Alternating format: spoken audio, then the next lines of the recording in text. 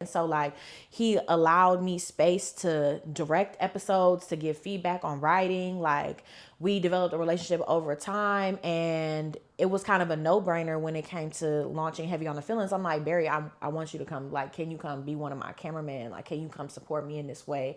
I really need your expertise on my show. So yeah. That's beautiful. Yeah, I think. it's been, I think, a very mutual beneficial relationship because I was supporting Ashton for so long, like just off the love, Yeah. and so he was like, "Oh yeah, I got you off the love too. It's no problem." Yeah, that's beautiful. Like you Yeah, said, community, and like I believe that everything happens organically and it's supposed to happen the way it's going to unfold. And we talk about heavy on the feelings. So now that you've done 7 episodes, you haven't released one recently. Is that it's because been a you're minute. working on something new now, like you talked about, or is it just the fact that like you feel it's a time and a place, and when it happens, it happens. And when I'm called to do the episode, I'm ready. This is how I move that part, which is not always great. And I was just having a conversation today, like I have to. The harvest is plenty, but the workers are few, you know?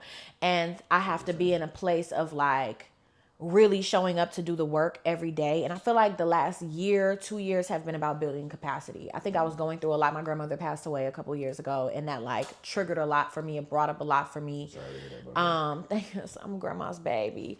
So that I needed time to like just heal from that, process that, grieve. And I was still trying to like fire at the same time. Like, okay, we got to get the show off. Let's go, let's go, let's go, let's go, let's go. And I think after releasing that episode with Charity, I just kind of was like, I need a little break from things.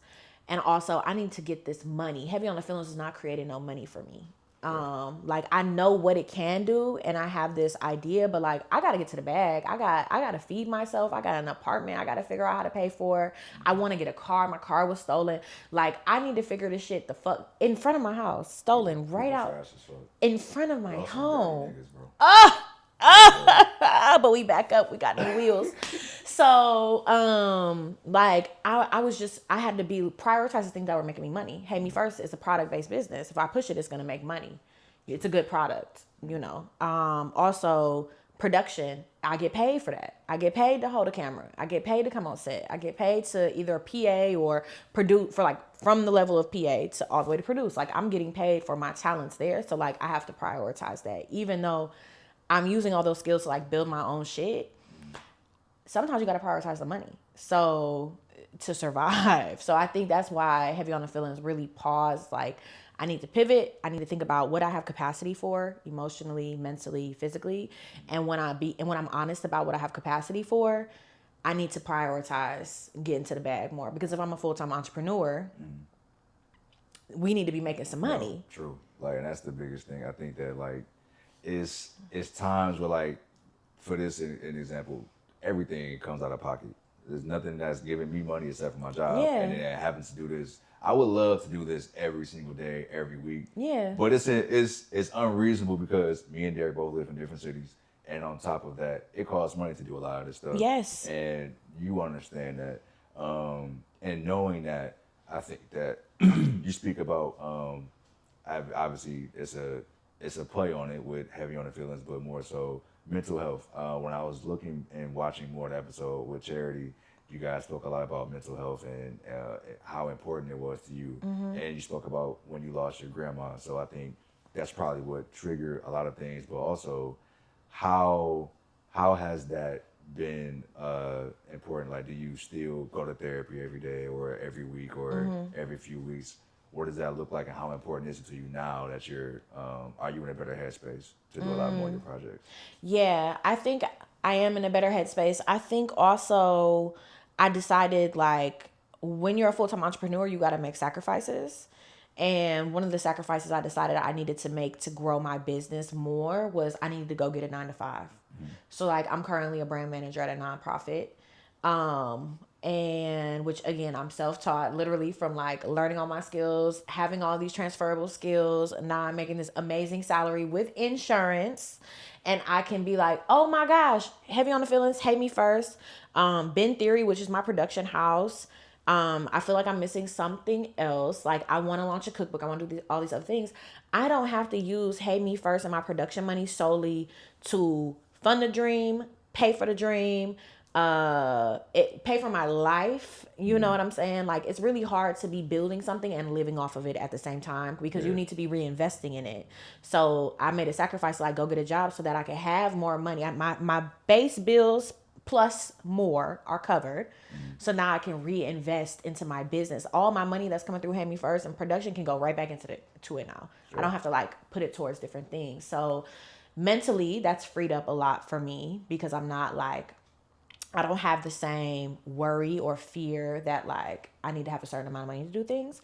But also, I'm waiting on my insurance to kick in so I can go back to therapy for a way lower price. My therapist was charging me $175 a session. Yeah. So I was locked in, but it's like, girl, this is a lot. I'm literally eating off of my dream and trying to pay my bills. And I want to buy a car and I want to do these other things. And my brand is still new. Like nobody is coming out making 6-7 figures off their first year of a brand. Like that's very rare for that to happen unless you got a lot of startup funds and things like that. When you're doing it out your kitchen, which is what I was doing, I am still doing, like it takes time to build trust, to build customers, to do whatever. But like I know that that's still my vision. That's where I'm going.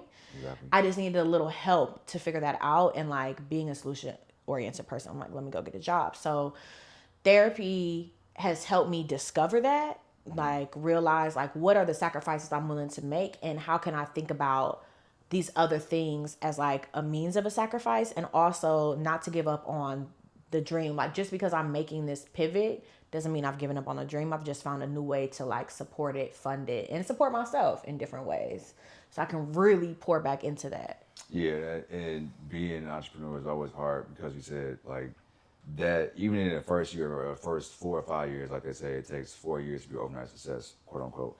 At least. And like you have, it's so much time to be invested in that, and you can't.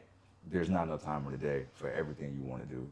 So I guess what is next for Aaron in a sense, or even going into the, I guess let's say end of 2026, where do you see yourself? What you want to get done by that time? I'm hoping I'm in my Martha Stewart era by then. Like that's what I'm building. My Martha Stewart Oprah empire. Like if you Issa Rae even, like there's this arm that is cooking and house and living and just life. And then there's this other arm of like mental wellness and pouring into yourself. And I also have this like loungewear fashion clothes element. I also think like people really want cooking stuff from me. They want to see my recipes. They want to experience my food. They want to experience like the vibe that I curate. And one of my goals is a bed and breakfast. So like all of that kind of like builds on that, being able to like I will be there for that. prioritize that. That will not happen by the end of 2026, but that's one of my goals. So I'm like, I'm hoping that I'm out of my way enough to allow those dreams to come to fruition. And I decided recently, like, we are locking the fuck in. I've been doing some interviews for a show I'm working on, and like everyone in the interviews about this person is like, the way she sacrificed, like it don't matter what we was doing, she's present, but like she's locked the fuck in. And I'm like, I needed to hear that because I feel so guilty about not being present sometimes, or like sometimes I'll get into a flow where like I'll work 3 days straight and like I'm not